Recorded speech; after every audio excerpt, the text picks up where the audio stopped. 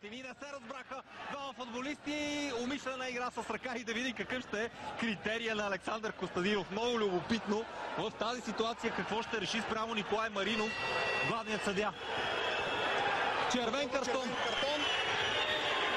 Ето, че не мери с еднакъв аршин Александър Костадинов и Тони Здравков е бесен с основание. Не, че червения картон не е заслужен, даже напротив. Но при първото положение, може би ситуацията беше същата. Още веднъж гледаме как се стигна до това положение. Неразбирателство между неубедителни до този момент Маринов и Чавдаров. Топката попадна в Платини, след което просто изби топка. Има възможност да се реабилитира пред феновете на ЦСК.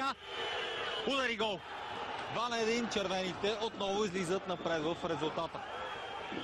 Александър Костадинов къса картоните, хвърля ги песен на пистата и сега ще напусне. Прав е Тони Здравков според мен да се сърди, защото в този момент неговия отбор определено е ощетен.